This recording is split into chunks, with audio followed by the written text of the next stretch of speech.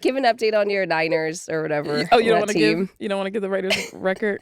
They're 1-4. They're 1-4. They're 1-4. Dang, and I think the one we won was like really by chance and luck, and Jesus himself came down. But okay. I'm still a fan. Yeah, this is the thing I respect about Raider fans. We are fans through and through. I was watching something on the Packers, and like my dad was like, "That's how the Raiders fans are. They are stupid," because he's not a Raiders fan. And I was like, "Whoa, okay, whoa, right. This just went crazy." Right. But yeah, no, we are still fans. We are tied at 4-1 with a few other teams: the Bills, the Colts, the Eagles, the Lions, and the Buccaneers are all at 4-1, and then the rest of the league is kind of behind that. So those are kind of, as of right now, it's very early in the season. We have so many games to go, so you can't really gauge it too much yet. But don't hang your hat on any team just yet, including my Raiders. They may surprise some people. Oh no, baby, you can hang your hat on that one.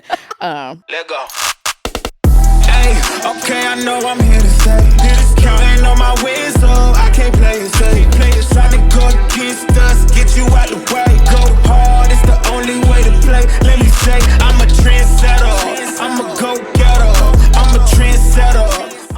Hey everybody, welcome back to another episode of Sportsing. I'm your girl Gloria. And I'm Erica Lynn O'Keefe. And we're here for some laughs, some sports, obviously. A little controversy, even when we don't try to start shit. We really don't be trying. We really don't. I feel like we just kind of have comments. It's so weird. People take it so personal. I'm so sorry, guys. Anywho, we have a really big full lineup for you guys. There's been so much sportsing happening. Yes. WNBA Finals talk, MLB playoffs, and we're off to a hot start with the NFL updates. I also am going to talk to you guys about the Ryder Cup because that was crazy, and so much more. So we'll dive in. Yeah. All right. So we're going to kick things off, of course, with the WNBA Finals because it is so popping and it's so much happening. All right. So if we hadn't been here for a little while, just like a quick little catch up. All right. So the Las Vegas Aces had to play the Indiana Fever last round, and it actually was a much more hotly contested round than people thought, especially with Indiana having all of the injuries that they had. However, Indiana is a much tougher matchup for the Aces because of their bigs, Aaliyah Boston, and they just gave a different problem for them. However, A'ja Wilson showed us why she is the 4-time MVP and one of the greatest female players, that we've ever seen. And she really pulled her team with her, and they did what needed to be done. And obviously are in the finals, now playing the Phoenix Mercury. Now, the Mercury upset the Minnesota Lynx. I had Minnesota winning it all. I'm pretty sure I had Minnesota winning it all as well. Yeah. And that game in particular, when Alyssa Thomas, went after the ball with Collier, that was probably the pinnacle of. Yeah. Because honestly, the next game, the Lynx were hanging in there, wildly enough. I mean, they couldn't pull it off. But I had Aces going, but I had Aces and Lynx together. Right, exactly. Competing we had them playing in the finals. I still, at that point, would have edged the Minnesota over the Aces. For whatever reason, I just kind of felt like their team nucleus just kind of had something that I feel like could also pose the same issues that some of what Indiana posed, but just with actual veteran leadership. And Fee was also an MVP candidate. But Phoenix had a different plan, okay? And Alyssa Thomas, as we mentioned, she's been to the finals before. She's kind of like that, bridesmaid, never the bride kind of a thing or whatever. And so she really rallied her team to hey, we are the underdogs, but we can do this. And so I think that kind of pushed them past Minnesota, but now they done ran up into the big dogs, and they have. It's been a little bit of struggle. The first two games. So the first game was really competitive, and I think that the adrenaline and kind of the energy that Phoenix had, and I saw A'ja talk about the defenses that they were throwing at her and the complexity of it, and kind of the looks. And I think it took her a minute. The greats, they kind of survey. It takes them a little minute to kind of adjust to the game plan of the other team. I can appreciate that about them. Yeah, they do an overview of and then they adjust, which I appreciate. But I just want to real quickly because Alyssa Thomas is a beast. Oh, yeah. A lot of I don't like her as a player. Okay. I don't know her as a person. Again, this is where we start controversy. I don't know the girl, but I'm just saying as a player, she seems like a bully. And I don't mind confidence. Confidence is key. Let's go. But when you use your confidence and you kind of you're such a shit talker that you're girl, go sit down already. And she'll talk shit to coaches. She'll talk shit to refs, players. And what's wild is that she's not that tall, but she is so fucking strong. And you won't believe that she's still playing with 2 dislocated shoulders. Is she? She refuses to get surgery because she's like, it'll take me out, and she's not sure how it'll affect her game. Oh, that's wild. So sometimes when you see her limits are kind of like, she can't get this high, which is crazy that she's still as tough as she's playing and has 2 dislocated shoulders. That makes also more sense. Why when these guys refuse to play when they got a hangnail is crazy, but we won't go there. But I just feel like for her to be not as tall as she like as some of the other girls, she shuts down the bigs. She shut down Fee. Yeah, she shut down Breanna Stewart. I just think she's having a little tougher time with Asia, but we'll see. I mean, they've lost 2. I think they're coming back to be like, okay. Yeah, I mean, Jackie Young showing up and giving them 32 points in game 2 was a huge, like, breath of fresh air for the Aces and what really compelled them. But to your point, it's a 7-game series. They're moving back to Phoenix now. So we'll see, you know, that home energy, that crowd, that energy.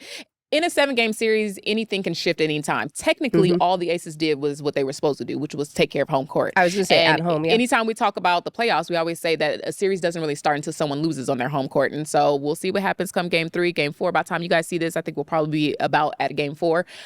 So we'll know what happened in game 3, which will obviously be a pivotal game. But for the sake of entertainment and competitive nature, I hope that Phoenix can make it interesting and that they can at least get a game or 2 out of this. I do think that the Aces ultimately will go on to win this. I think Asia's just on too much of a tear and has decided that this is hers and she has a point to prove. And as you said, sis, do your thing. But I do hope that the Phoenix can find their way. That Satu plays better at home. You know, she kind of hasn't really put her imprint on this series just yet. And DeWanna Bonner and the rest of them are able to kind of follow AT's energy. Because to your point, she is a catalyst. She is very tough-minded. There's a lot of people who don't. You know, I think if we're thinking NBA terms, she's kind of like almost like a Patrick Beverly to an extent. Like she's more. That's a great comp. That's a great comp. Like I think it's that kind of thing, right? You like hate to play against them, but if they're on your team, you're like, hell yeah, go get it. You know what I'm saying? Tell them, fuck them. You know, like it's like one of those things. And the skill set, they aren't as she's not on the level of Asia and Fees and those people like that. Right. But the skill set she does has is so important. Her passing ability, the way she gets her teammates involved, the way she gets them confident in themselves, like that stuff that is underrated and that people don't understand is so important to a winning formula. So I hope that Phoenix can kind of, make it interesting and do that my thing. Just making competitive. This just makes good sports. Yeah, I don't want to blow out. No. Yeah, that's always the worst. It's not good for this. It's not good for the league. Yeah. It's not good for ratings. It's not good for the audience. So yes, come through Phoenix. Only, although I got the Aces too, but come through because we need y'all to, make this thing a thing. And so of course we can't leave the WNBA without talking about the CBA. Now let me tell you something, okay? Honey, my girl Fee, she woke up and said, fuck this. I'm going to blow all this shit up. She threw grenades at her exit interview. And Derek and I both were like, we could, I don't know if we were getting the after, tweets were rolling and people were posting. And I was like, did you see this? And he looked and he was like, no way. Yeah. Because, he's like AI, whatever. And I was like, no, legit. I think this is legit. Girl, we saw that repost. Somebody was like, put the ether beat under her, okay? Because at this point, every single time, dun-dun, let her, because she was like, and then this bitch said. It was like, and then she pulled up her little notes and she was like, and then she said on Tuesday at 6:17 p.m. after the second time we met in the office on the east side of the building, hello. Okay, so some of the highlights of what she was talking about, obviously she addressed the issues with the refereeing. Like refereeing, we've talked about this and we're going to get into this a little later because a lot of you guys have a lot to say about parents and refs. But refereeing universally, I think, is in a really bad spot. I don't know how training works, where it starts from, what it is, but it has been a huge issue, period. But it was really bad in the WNBA. And so she addressed that. She addressed, obviously, the financial things. And, we're still trying to clear up what the women are actually asking for, which is very fair and they deserve what they're asking for and all that. But she also mentioned how she does not feel like the league and Kathy specifically cares about the players, that she values the players. Kathy went on, she's talking about the young girls who are bringing this attention, Caitlin Clark and Angel Reese and what's my girl, Paige Buckner. Paige. And how they are bringing this extra visibility and excitement to the game. And Kathy basically told her they should be kissing the ring or whatever because she gave them a platform. She said they should be on their knees being grateful for what it is that the WNBA has provided them. Excuse me, what? Excuse me? First of all, from a female, love and hate Caitlin or not, but homegirl had her NIL deals before she got to the league. Let's not play right now or whatever. So the for audacity. her to even, and what it's telling is that everybody, and somebody was saying this on Twitter, usually, right, when the top players speak out, people who can afford to support them will. But the ones who are not making as much money, who don't have as much job security, they're a little bit more hesitant. Everybody on every level was like in solidarity with Fee. Everybody, their response was mic drop. It's about time. Good for her. And what's crazy is Collier comes from a long line of activists, which I love, I love that they started diving into her background. But she just, you know, it was interesting because it was kind of those like, why now? Why her? All these situations. But I just think that it to your point, it's come to a point where like refs are going to get somebody hurt. And I think because Fee was just coming off of an injury, and whether you agree or disagree that was a foul, that she's probably going to be out, you know, majority of the next season, if not almost all season, because of the fractures in her toesies.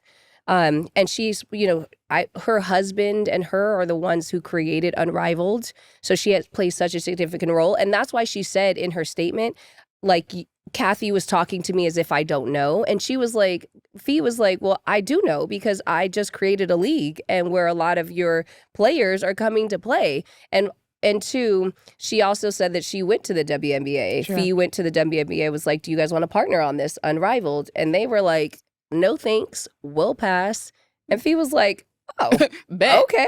Missed they beat. Now it's starting to travel. Now they're heading to Philly as well as Miami. That. And you know that's just the first of many cities that they're going to be traveling to. That league is going to grow bigger. And the women are going to buy into it more. And quite frankly, it was entertaining as hell. And I can't wait to watch it. We are going to definitely show up this season and talk to some of the women and be at some of the games. But I'm really intrigued. So Kathy ended up, obviously ahead of the finals. The commissioner always speaks. She ended up responding. And like, honestly, a lot of her response was like, I mean, I said that, but like, I didn't say it like that. Like, bitch, what? Like, she didn't even really deny, like. She didn't deny that she didn't say those things. She just hated that she, like, told us that she said those things and tried to make it sound like it was taken out of context. Well, what other context is there? That's right. That's really what she was like. She was like, well, I mean, the comments are taken out of context. So you said those things. So. Hello? Yeah. That's a crazy part. Since then, Fee has canceled her scheduled meeting with her. The CBA is due in October 31st is the deadline. So we're very much so headed towards a lock-in. I don't know where they go from here. I don't know what the resolution is, but we'll kind of, you know, keep an eye out and see what happens next. Yeah, it'll be tough because they have Unrivaled starting. So I think a lot of the women aren't as much of in a kind of a strife as if they didn't, because they have money coming in during the lockout or strike. So we'll see. I mean, I think having Unrivaled strengthens their position to just keep it going. Yeah. So, and what's cool is that they're in such solidarity with even those that aren't playing. I think they've even put together like a little fund to kind of help. You know, that's awesome. Which is so great. Yeah. Because if not, then you do have players kind of just being like, sign, I need bills or billing, you know, I need that. So the fact that they're going to be able to support these, you know, women across the board is dope. Which speaks to the businesswoman that Fee is and why they all trust her as their fearless leader. So good for them, good for the women. I also, last part on that, the fact that Unrivaled is already being as successful it is also validates why these women deserve more revenue share in the league that they are helping grow on levels that we have not seen yet. So good luck to the women of the WNBA. For whatever our little voice matters, we stand in solidarity with you as well. Okay, so MLB playoffs is happening. You know, finally, I can finally pay attention because I don't know if it's my ADHD or what, but honestly, 182 games is far too many to focus on. But I am paying attention. It is very... Her Dodgers clinched the series, which is amazing. Well, yes, we made it out of the wild card. We're now in the first round. Okay, so right now we are in a division series on each side, ALDS and a NLDS. It is a best of 5 series, so that makes it even more intense, as you can imagine. On the ALDS side, we have Toronto versus New York and Detroit versus Seattle. And then on the NLDS side, we have the my Dodgers versus the Phillies and Milwaukee Brewers versus Chicago. Yep. For Toronto, New York, Toronto took home the first 2 games in Toronto by a large margin, which is wild. They whooped ass. Yeah, they were a belt to ass, which puts all the pressure on New York, who will have played a game by the time they would have already played by the time you guys see this. So we'll kind of keep you guys posted on that. However, I'm not sure if they can beat Toronto. No, I'm not sure if they can beat Toronto. I'm not sure if they can beat Toronto, honestly. They're playing behind Val Jr., who has just been abusing every pitcher. True story that he is like anybody coming to pitch has just been out the park. Yeah, so this is going to be a good time. Vlad Jr. has been killing it, and the whole Toronto team, like they've actually just been playing good baseball for quite some time now. And I like New York because I like their apparel. So you see how quiet we got?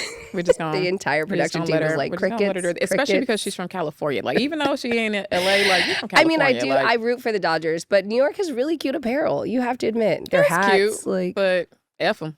Okay, F them. Fun fact: the Dodgers whooped their ass in the World Series last year, which I love. I just like New York is good. I mean, honestly, I feel like a lot of pressure is on Aaron Judge because he is the man during the regular season, and he's like somebody. It was really shady, but somebody was like, he's the James Harden of the MLB. He don't and I be was showing like, up? that's not nice. That's not nice. I already knew that. I was like, but I see what you did there. And so, is he going to show up? Is Stanton going to show up? Like the big dogs that they have, like they are like probably the second highest paid roster next to the Dodgers in the league and some shit like that. Like, are they going to show up? And so far they have not. But to her point, by the time they would have played at least game 3. So we'll see what they do back in New York. Same thing. Like, energy can shift. All it takes is one game, but it is a 5-game series, so the margin for error is way less. Shifting over to the other ALDS series is Detroit and Seattle, and this one to me is the series of the first round. Like I think both of these teams are really evenly matched. I think both of these teams are really, really good. Obviously, the Mariners are behind MVP candidate, the Big Dumper, as we call him, Cal, who is still crushing it and doing his thing, but Seattle was actually, so Detroit took game 1. They still have Torres and a bunch of really great players on their side. Mm-hmm. And so the pressure was on Seattle. Seattle was able to bounce back against their ace, who had been killing all season long. So it was kind of one of those, like, are they going to be able to get a hit off him? And they did. It was a hard fought battle. It was not a blowout or anything like that. It was like a close game. So now the series shifts back to Detroit for a pivotal game 3, because obviously this will kind of shift the series in one direction or the other, and Detroit has the benefit of being home. Yep. So I'm really curious to see where this series lands. Part of me feels like it might go the distance just because these two teams really are pretty evenly matched, and they both have been playing some great baseball essentially all season long. We also have the Milwaukee Brewers and the Chicago Cubs. So the Brewers, they kind of similar to Toronto, whooped ass in game 1, and did what they had to do. We'll by the time you guys see this, we would have played game 2, and we'll kind of see if the Cubs can respond. I think that there might be a little too much for the Cubs, Milwaukee. Overall, yeah. I think the Cubs will get some games out of it because they still have Tucker, they still have Bush, they still have like some really heavy hitters. Yeah. They have some really heavy hitters, and so why wouldn't they? Mm-hmm. But I just don't know if they have enough to overcome Yelich and crew. So I'm gonna lean Milwaukee in that series.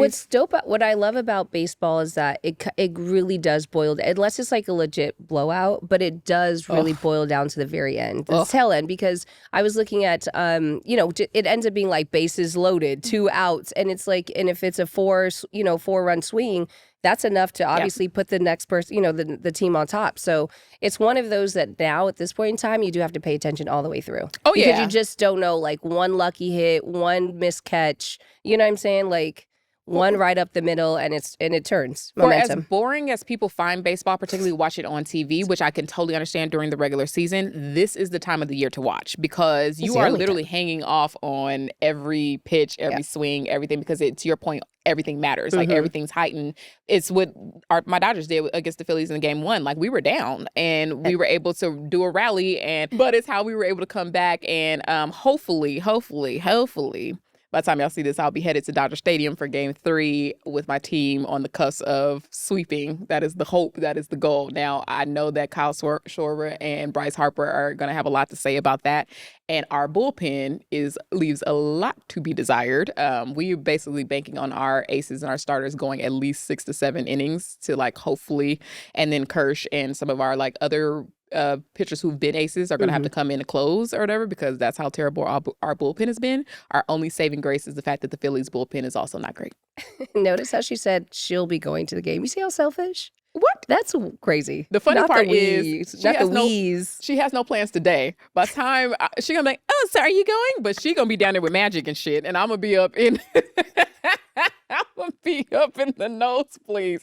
So tell me about it. We'll report back and see where we both were come Thursday. I have no comment exactly on that. All right. We're gonna switch over to the NFL.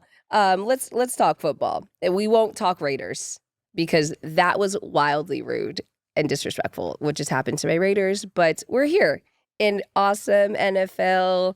You know, there's a lot going on there. Ignoring these looks over here. Give an update on your Niners or whatever. Oh, you don't want to give the Raiders record? They're 1-4. They're 1-4. They're 1-4. Dang, and I think the one we won was like really by chance and luck, and Jesus himself came down. But okay. I'm still a fan. Yeah, this is the thing I respect about Raider fans. They we are fans through and through. I was watching something on the Packers, and like my dad was like, "That's how the Raiders fans are. They are stupid," because he's not a Raiders fan. And I was like, "Well, whoa, right. This just went crazy." Right. But no, we are still fans. On the other hand, my Niners are currently 4-1 after coming off a really, really great win against the Rams in LA this week. Now, we missing half our team, child. We ain't got our quarterback. We ain't got our tight end. We ain't got half our receivers. We literally won with a Mac Jones and a few possibles, honey. And I am just so proud of this team for fighting through. Fight on. Because we did it. But you know who's always going to show up? Fred Warner. He is the best linebacker in the game, and he did what needs to be done every time, and we got a crucial stop. And so I'm actually really proud of this team. With the losses of the final two undefeateds this weekend, the Philadelphia Eagles and the Buffalo Bills, the 49ers have the best record in the National League.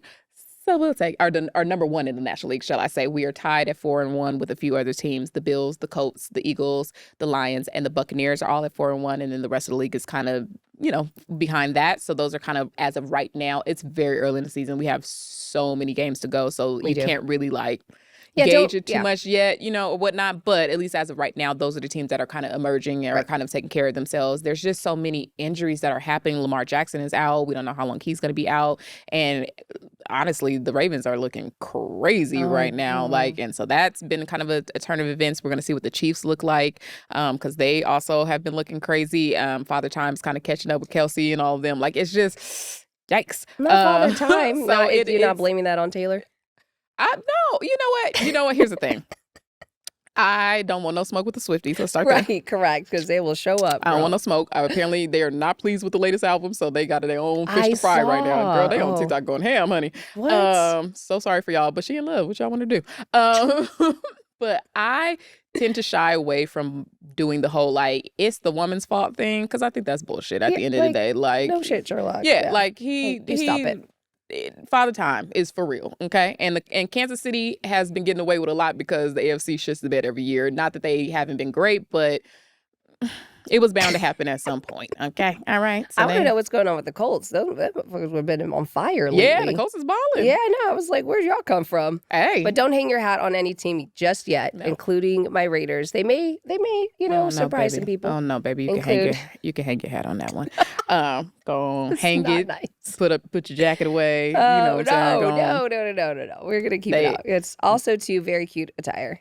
So you're welcome for that. Fair. At least we have the colors. Fair. I will do a quick fantasy football update. Oh, yeah. She came in very excited. I did, because I thought I had lost last night. I thought I lost, and both of our players, nobody is playing in Monday night, so we're pretty much done. And I came back and won. And so now I am 4-1 in my league. Hey. Now I'm in 2 leagues. We won't talk about the other one.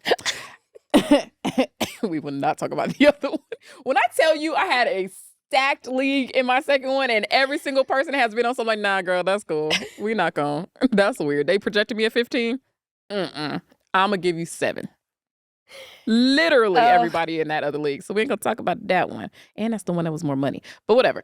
But the other one, I am 4-1. I'm like top 3 or something like that in the league right now. Maybe even moving up to 2. We'll see what the point differential was, because I think I had more points than the number 2 seed.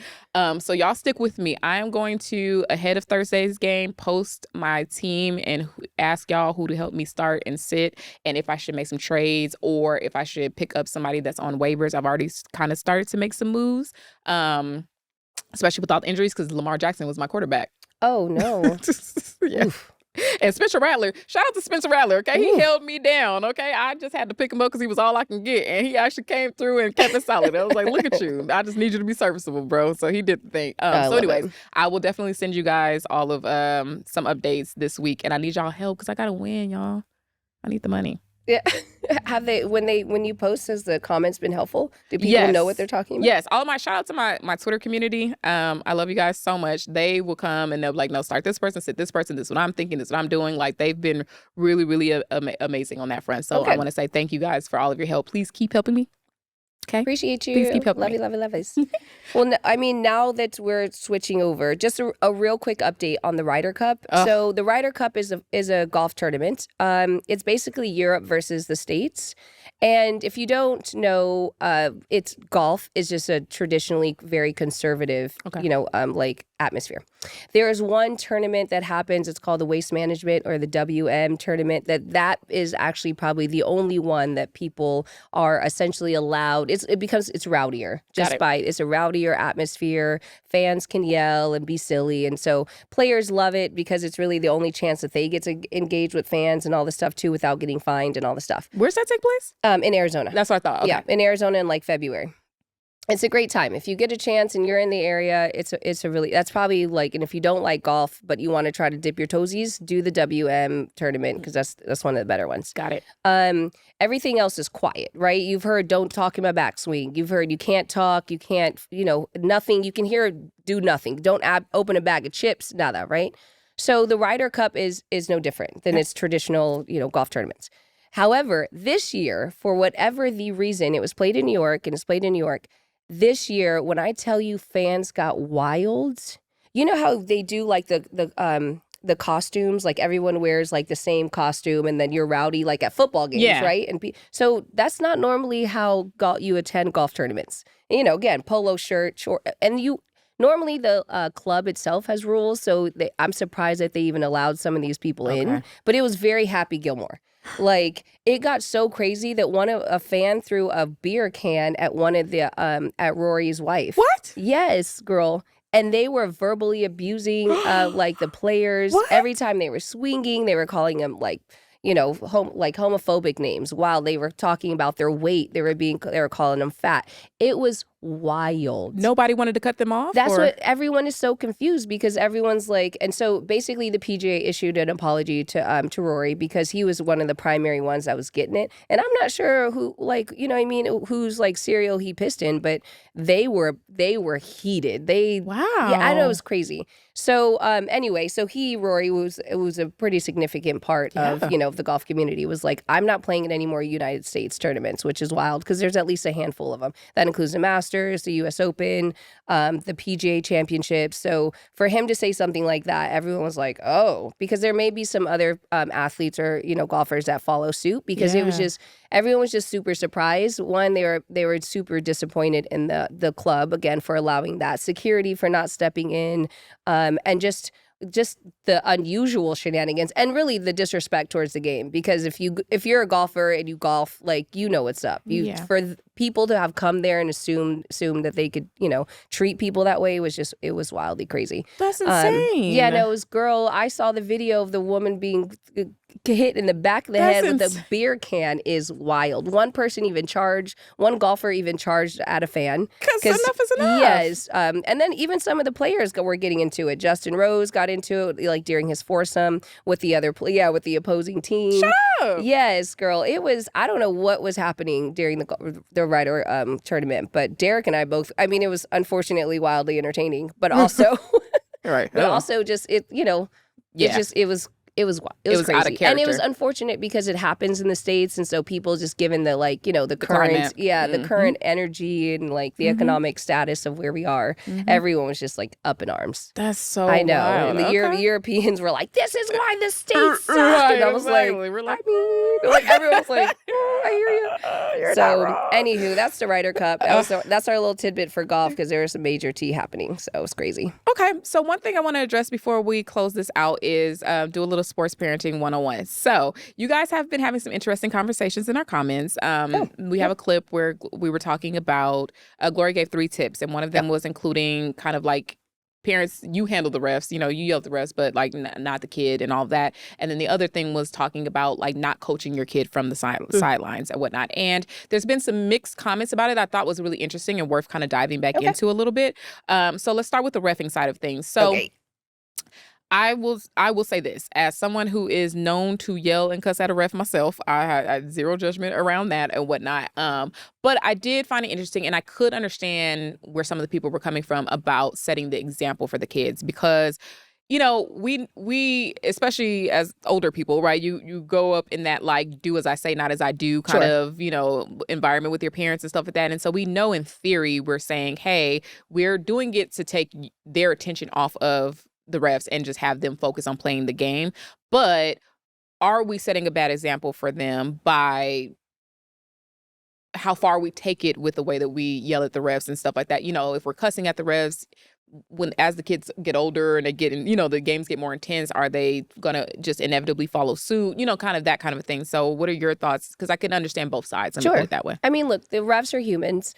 So it's fair. I do not agree with like cussing at the refs. That's one thing. I think there's obviously lines, right? I think one of the things with refs that just boils my blood is the way that they inconsistently they do calls.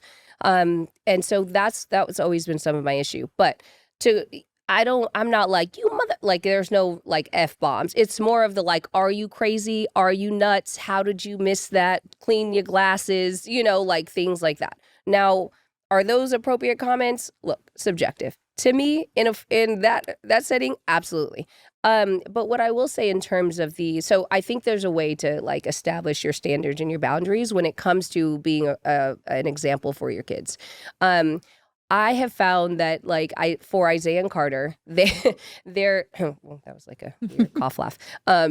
They're equally like if they don't hear me, they start looking for me, so that's a thing. And then when they hear me, that's it. But they love the kind of the being defended.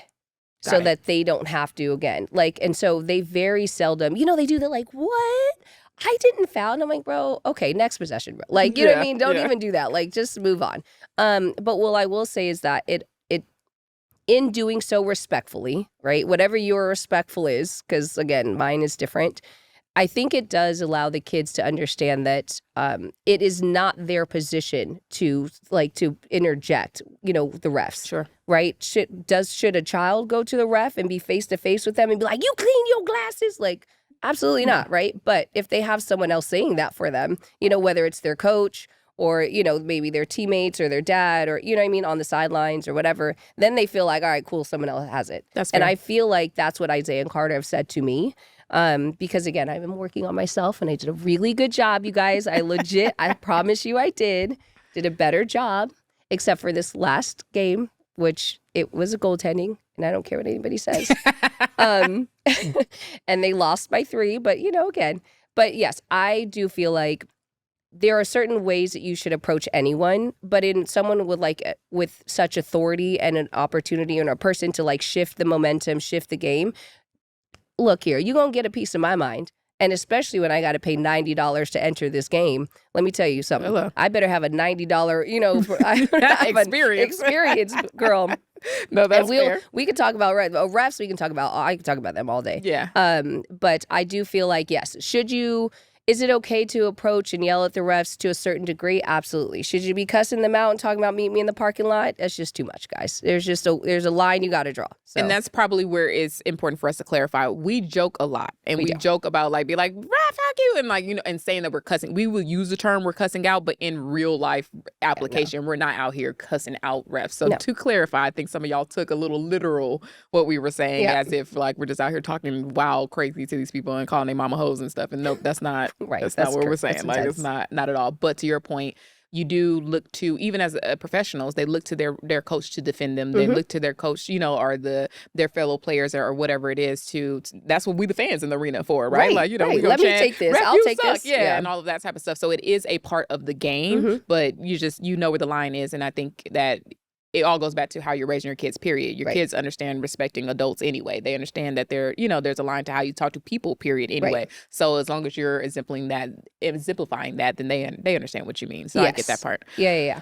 So and then the other part of it was the coaching your kid from the sideline. So a lot of people were saying, like, I hear you, but a lot of these coaches don't know what they're doing. And, like, a lot of these coaches suck. And then so people were like, well, then don't put them with those coaches. Yeah, and then they were like, but, like, y'all act like coaching ain't at a premium at this point. Like, it's hard to find, a good program with good coaches. I got to put my kids somewhere. Right. So I'm trying to make sure that I'm giving them the best opportunity possible in doing that. So I guess the question becomes, where's the line in that? Because I can understand that side of it as well, but it still can be confusing to the kid if you, the parent, are telling them to do one thing and the coach is telling them to do another, and it can impede on not only their development, just in kind of how they're developing as an individual player, but how they work within a team organization, and especially as they're trying to get to the next level.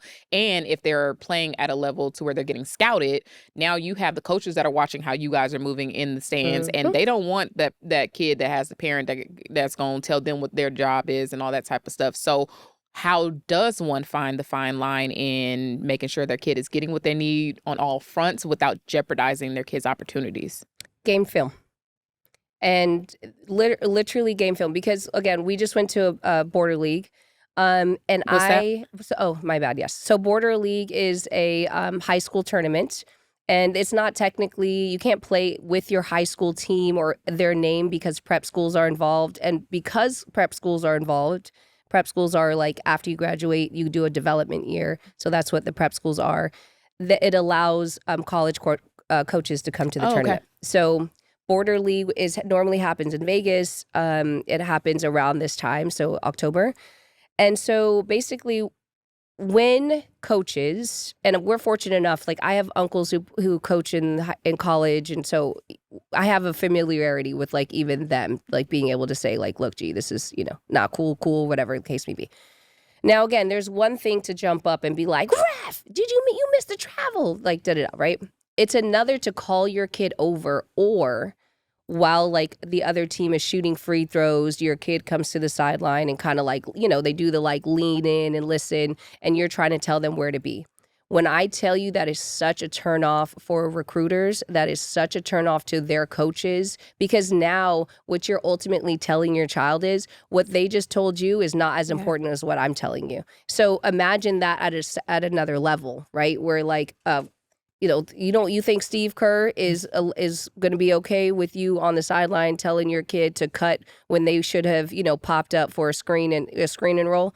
Like, so just pipe down a little bit. And if you really do want to educate your kid on the way that they could have, done better or see things, just game film. Yeah. Derek films the practices, which is great too. And most of these tournaments, most of these teams have at least invested even a small amount of, filming their games.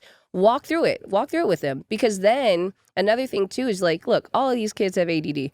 Then by the time you get to the game, you tell them, or you try to wait for after like the car ride home or whatever, you try to be like, remember that one time? And the kids are like, no, I don't. But if you walk through it with them on game film, it's doing a few things for them. Because one, it's letting them know how important game film is. Game film is important at every single level. Y'all don't hear me. Ask your kids to walk through this game, and then they'll see stuff that they could have done. And then it just allows them to create this routine, a very important routine, and understanding on how to watch game film, what this means, how to look at what they could have done, how to look at the defense, how to execute plays, and, do you attack the gaps during a zone? It does so much for them. But then it also just takes you out of this awkward position of having to try to like coach them in the time, in that immediate time. Because it's so wildly, I've seen kids miss the ball that's being passed to them because their parents are yelling. I've seen kids try to walk over and try to make it incognito, like they were stretching, like, what was that you said? And they catch all of it. They catch all of it. Isaiah actually walked over to another parent who was just talking to him. It wasn't even he was trying to coach him, but I had to be like, yo, boy, if you don't focus, get right. your ass in this game. Like, I don't care if they're joking and kikiing. That also is unacceptable. Coaches want to know that you're 100% in it, and what they say, is kind of like is gospel to a certain degree. Now, if your coach is trash, one, I'm sorry, but because I understand that there's not premium coaching everywhere, and let's assume that your resources are limited. Yeah. Stay after practice with them. Do a little something there. Show up to practice early and do a little something with them there. Film if you can, if you have if you have the time, film their practice, and then you can walk through some stuff with them. But unfortunately, it's gotten to a point where you cannot interrupt their coaching during the game. You just can't. It's going to jeopardize your child's opportunities so much that it's not worth it. That makes sense. And there you have it, and there it is. I love that very much. Thank you. Yeah, look at you.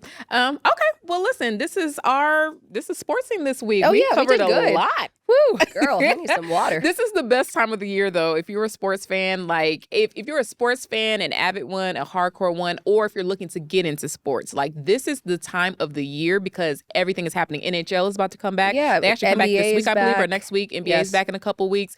So literally every major sport is happening. This is the one time of the year where every major sport is happening at the same time. September, October. Yeah, so it's a great time to get into it, and we're really excited to like kind of dive back into the thick of things and make sure you're staying up to date on what's happening. So make sure that you like, subscribe, share, tell a friend, tell your mama and them, tell everybody to watch, comment, give us your thoughts. We love the conversations that you guys are having. We're watching the conversations you guys are having. We're going to try to make sure that we address some of the things that you guys are saying so that we can keep the conversation going. Because again, the idea of this show for us is to create community so that we can all sports together. So I'm Erica. That is Gloria. And we will see you guys next week. Bye.